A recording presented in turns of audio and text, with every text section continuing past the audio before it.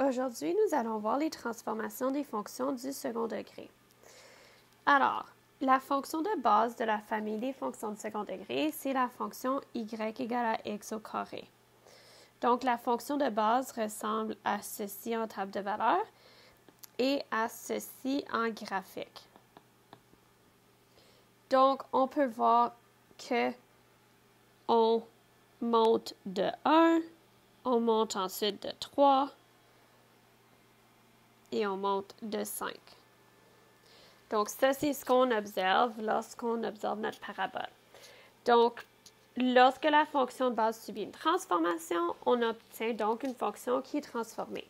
Donc, il y a plusieurs types de transformations. Il y a des translations, des réflexions, des agrandissements et des rétrécissements. Donc, nous allons voir en plus de détails les translations. Fait que les translations, une translation, c'est une transformation qui déplace la parabole vers une position différente dans le même plan cartésien. Donc, la fonction transformée et la fonction de base sont congruentes, donc elles ont la même forme. Fait qu'ici, c'est des positions différentes. Fait qu'on va dire que c'est soit à la verticale qu'on voit le déplacement, à l'horizontale ou des deux sens. Donc, utilisant Desmos, on va venir esquisser les fonctions suivantes. Donc, on va dessiner en mauve notre fonction de base. Donc, notre fonction de base, c'est ce qu'on a vu à la page précédente. Je suis en train de tracer ce que j'ai trouvé sur Desmos. Oups. Donc, en mauve, on a...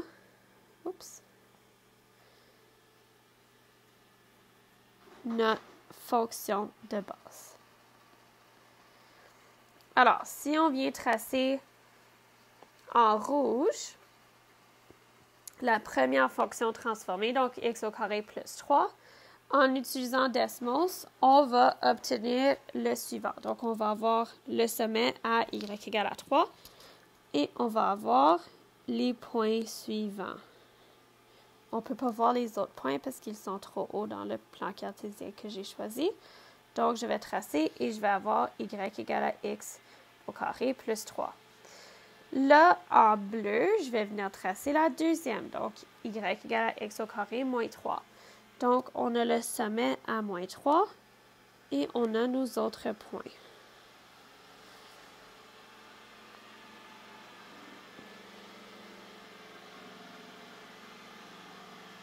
Donc, on obtient la fonction de la transformée qui est ceci.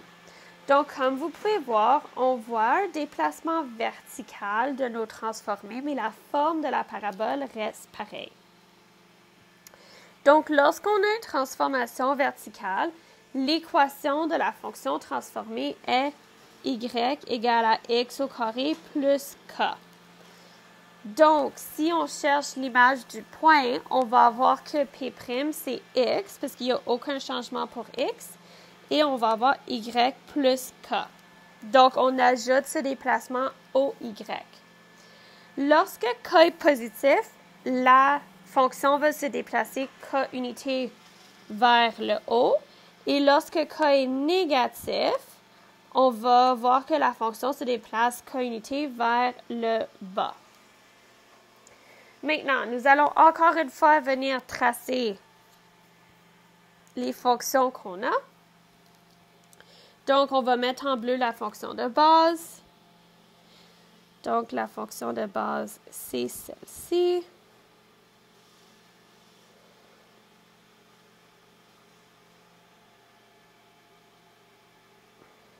Alors, y égale à x au carré. Là, en rouge, on va faire la première transformée. Fait qu'en utilisant Desmos, on va voir que la première transformée, le sommet va se trouver ici à x égale à 3. Et on va pouvoir avoir la même forme de parabole. Ici. Comme cela. Pardon. Alors ici, c'est y égale à x moins 3 au carré. Et en mauve, on va venir tracer la deuxième transformée. Fait qu'ici, on a 2 plus, fait qu'on va l'écrire comme étant x plus 3 au carré. Donc, on va aller au sommet, donc x moins 3, et on va tracer notre parabole, comme ceci.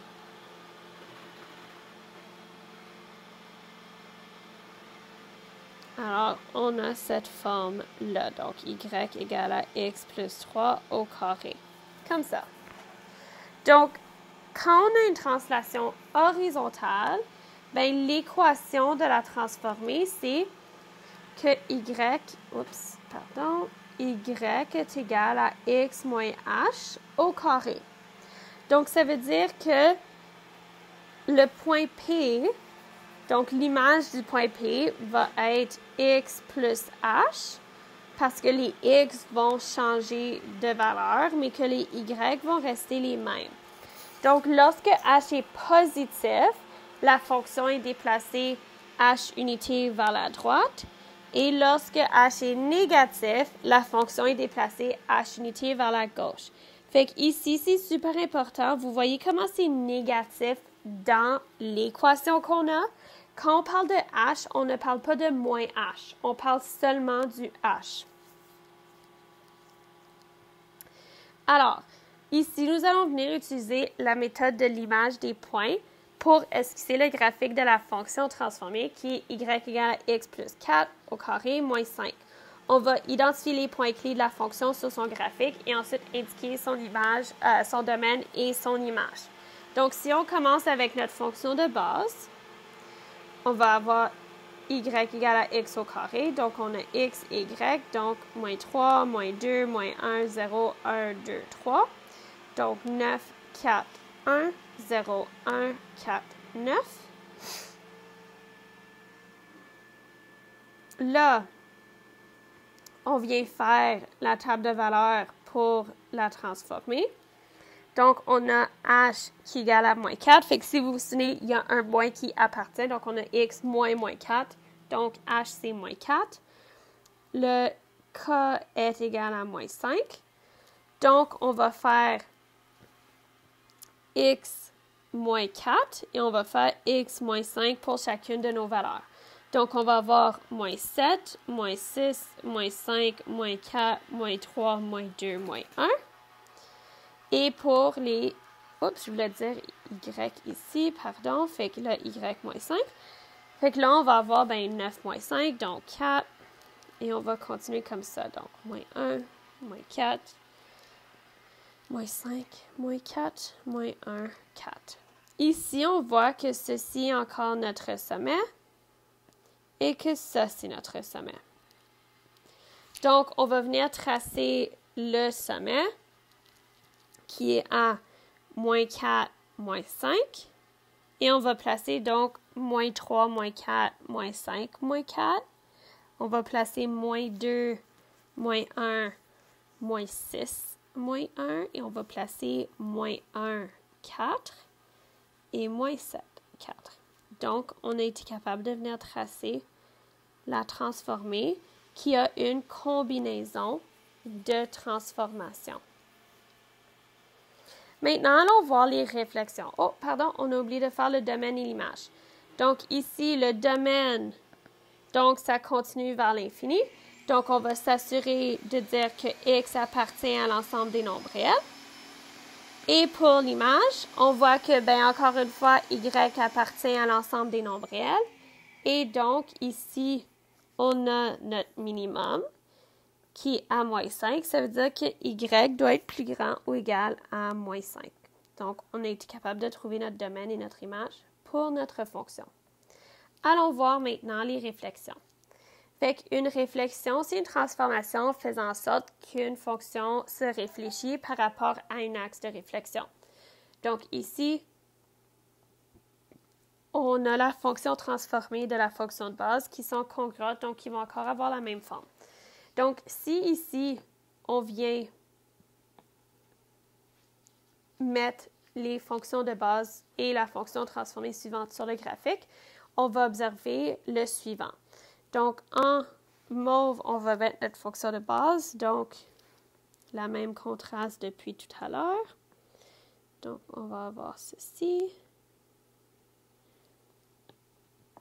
Notre fonction transformée qui est y égale à moins x au carré va simplement être une réflexion par rapport à l'axe des X. Donc, on va avoir les valeurs suivantes.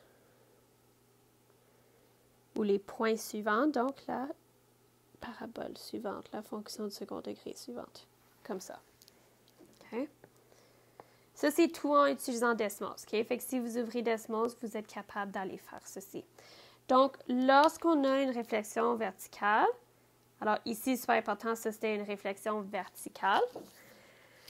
L'équation de la fonction transformée, c'est simplement y égale à moins x au carré. Et donc, l'image du point P va être que les x restent pareils et que les y, on doit les multiplier par moins 1. Fait que ça, ce sera nos nouveaux points. Fait que si vous voyez, on avait le point 1, 1.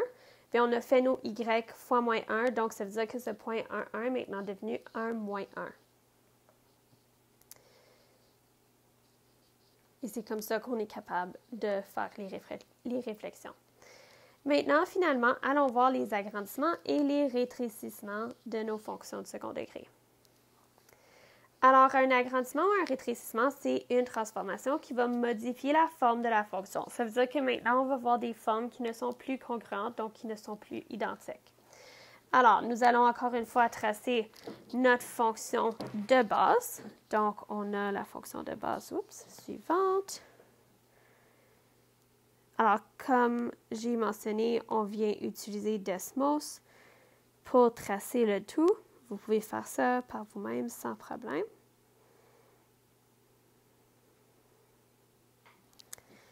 Et on va venir donc tracer les prochaines. Donc, on va faire la première qui est y égale à 2x au carré.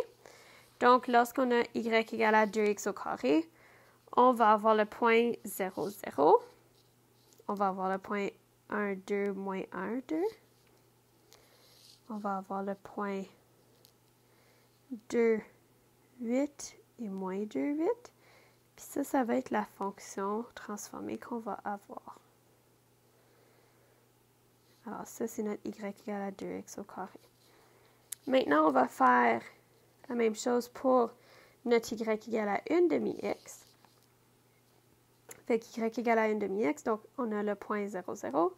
On a le point 1, 1 demi, moins 1, 1 demi. On a le point 2, 2. Moins 2, 2. On a le point 3, 4.5, moins 3, 4.5. Oups. Et on a le point 4, 8 et moins 4, 8. Donc, on a ici la deuxième fonction transformée qui est y égale à 1 demi-x au carré. Donc, lorsqu'on a un agrandissement ou un rétrécissement vertical, l'équation de la fonction transformée est y égale à ax au carré. Donc, ça veut dire que l'image du point P va être que les x ne changent pas, mais les y doivent être multipliés par la valeur de a. Donc, ça veut dire que quand la valeur absolue de a est plus grand que 1, donc la valeur pas négative, la fonction est agrandie par un facteur de a. Puis lorsque a est entre 0 et 1, donc quand a est une fraction, la fonction est rétrécie par un facteur de a. Maintenant, nous allons mettre toutes ces transformations-là ensemble et voir comment elles viennent agir ensemble. Alors, ici, on va décrire les transformations qui ont été subies par la fonction de base y égale à x au carré pour obtenir chacune des fonctions transformées ci-dessous. Okay? Fait qu'ici, dans le coin en haut à droite, j'ai mis ceci pour vous aider. Alors, on va commencer. Alors, on a un agrandissement, une réflexion et deux translations. Une translation horizontale et une translation verticale. Fait que pour venir nous aider, on va utiliser l'acronyme OR. Donc, OR, c'est agrandissement, réflexion, translation. Donc, on a commencé, on a A, donc on a agrandissement, puis on voit que la valeur absolue de A, c'est 3. Donc, on a un agrandissement vertical par un facteur de 3. Alors, ça, c'est nos agrandissements ou rétrécissements, c'est tout ce qu'on a. Ensuite, R, c'est nos réflexions. Fait qu'on a une réflexion verticale par rapport à l'axe des X. Et ensuite, on a deux translations. Fait qu'on va avoir une translation horizontale et une translation verticale. Fait que notre translation horizontale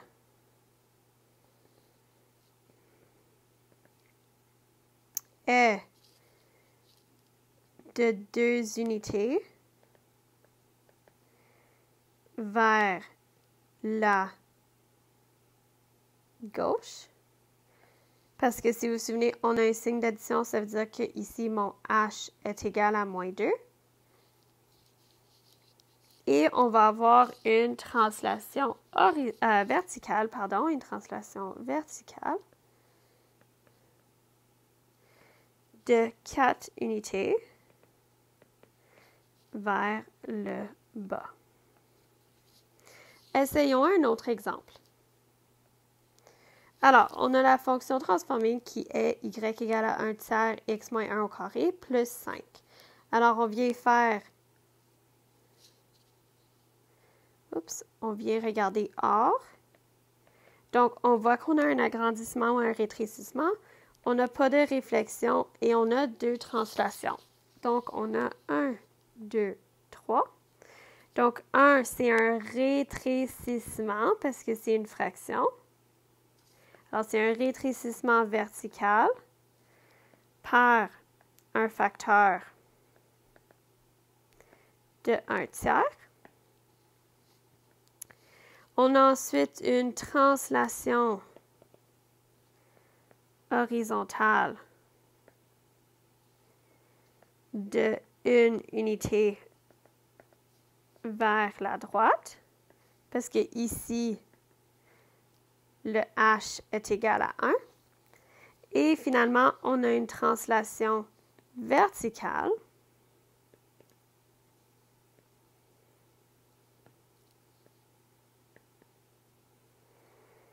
de 5 unités vers le haut.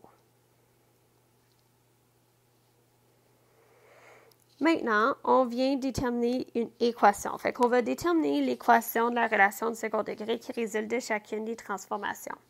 Fait qu'on a le graphique y égale à x au carré qui subit un agrandissement vertical de facteur 2. Donc, ça veut dire que a est égal à 2.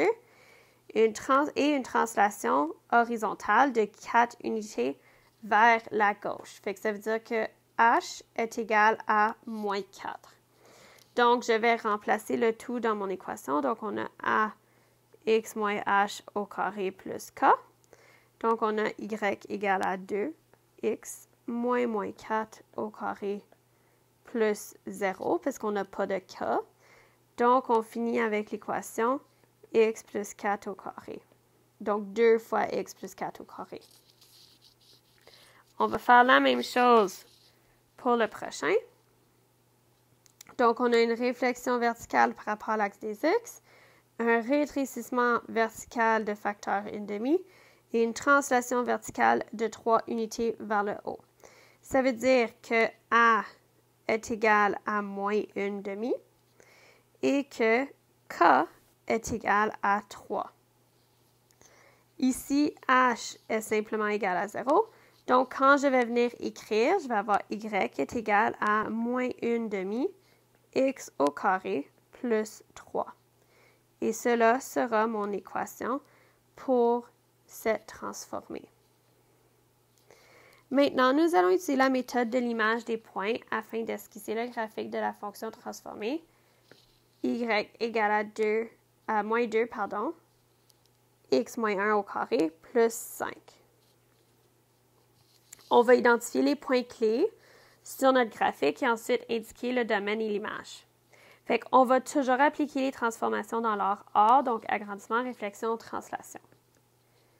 Alors, ici, on commence avec notre fonction de base. Donc, on a x, y. Donc, on a moins 3, moins 2, moins 1, 0, 1, 2, 3. Et on a 9, 4, 1, 0, 1, 4, 9. Ici, on a le sommet. On va commencer avec les agrandissements. Donc, on va faire les y fois 2. Donc, on va avoir encore les mêmes x. Mais tous mes y seront fois 2. Donc, on va avoir 18, 8, 2, 0, 2, 8, 18. Ensuite, on va venir ajouter la réflexion. Donc, on va avoir que nos y deviennent négatifs. Donc, ici, c'était fois 2. Ici, ça va être fois moins 1. Donc, les x restent tels quels, fait qu'on a encore les mêmes valeurs de x. Nos valeurs y vont devenir maintenant négatives. Donc, et finalement, on a nos translations. Donc, on a que les x vont augmenter de 1 et que les y vont augmenter de 5. Donc, on va avoir maintenant moins 2, moins 1, 0, 1, 2, 3, 4. Et on va avoir donc nos y plus 5. Alors, on aura moins 13, moins 3, 3, 5, 3, moins 3, moins 13. Alors, ici, on a encore notre sommet et on est capable de venir le tracer. Donc, notre sommet, c'est 1, 5. Donc, 1, 5. Et les autres points, on a 0, 3, 2, 3. On a moins 1, moins 3. Oui, moins 1, moins 3. Donc, on a 3, moins 3. Et on a 4, moins 13. Donc, c'est plus grand que... C'est dépassé notre plan cartésien dans cet exemple-ci. Donc, on peut relier nos points tracés. Donc, ici, comme domaine et image, on va voir que le domaine, c'est simplement que x appartient à l'ensemble des nombres réels, parce qu'il n'y a pas de restriction, et que l'image sera que y appartient à l'ensemble des nombres réels, mais que y doit être plus petit ou égal à 5. Parce que notre sommet est un maximum, donc y ne peut pas avoir une valeur qui est plus grande que 5. Essayons un autre exemple. Alors ici, juste un rappel, le domaine d'une fonction est l'ensemble des valeurs de x pour l'équation et l'image d'une fonction est l'ensemble des valeurs y pour laquelle l'équation est valable. Donc ici, quand on a une situation réelle, on doit s'assurer de penser à notre domaine et image pour cette situation réelle et pas juste l'équation que Desmos ou le graphique que Desmos nous donnerait. Donc ici, on laisse tomber une pierre du haut d'une falaise de 50 mètres au-dessus d'une rivière. On peut représenter la hauteur y au-dessus de la mer en mètres par la relation y égale à moins 4,9 x au carré plus 50. X est la durée de la chute en secondes. Puis avec Desmos, on va tracer. Donc, ici, on va voir. Dans Desmos, on a ici à 50 mètres. On va trouver que l'abscisse à l'origine, c'est 3,2 secondes. Et donc, on a la forme suivante. Okay, vous allez voir dans Desmos qu'il y aura plus que juste cet arc parce que, comme j'ai dit, ici, on est en train de représenter la situation. Fait que la roche ne pourra pas tomber plus bas que le sol et la hauteur maximale de la falaise, d'où on a lancé la pierre, est à 50 mètres. Donc, on a ceci. Donc, maintenant, on va déterminer les coordonnées à l'origine. Fait qu'on va voir que, si on trouve l'ordonnée à l'origine, c'est lorsque x égale à 0. Fait qu'on peut prendre l'équation, puis on va dire, OK, y égale à moins 4,9 fois 0 au carré plus 50. Fait que tout ceci, c'est 0. Alors, y égale à 50. Donc, notre ordonnée à l'origine, c'est 50. Donc, c'est notre hauteur initiale.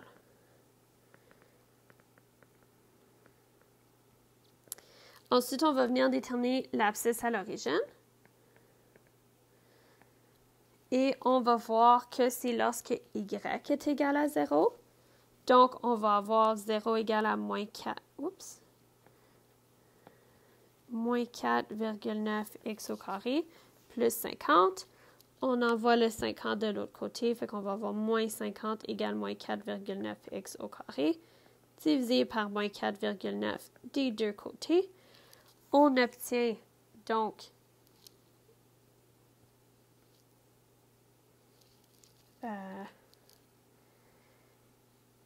que x au carré est égal à 50 sur 4,9.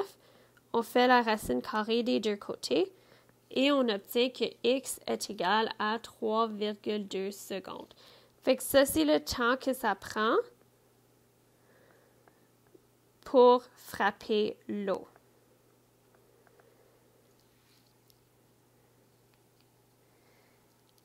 Alors, ici, comment est-ce que l'équation va changer si, au lieu de laisser la pierre tomber à 50 mètres, elle va tomber d'une falaise de 75 mètres au lieu de 50?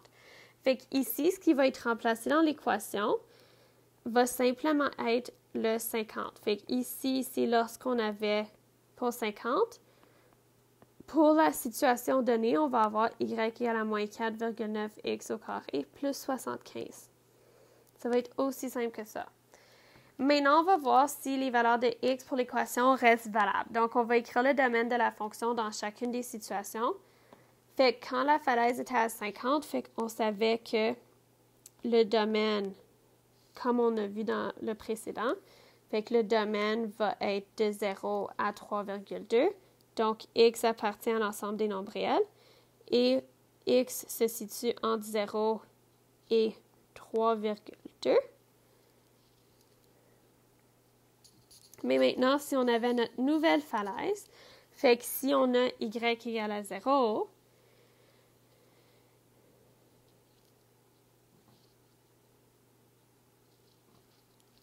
on va transformer ça, fait qu'on aura 0 égale moins 4,9 x au carré plus 75.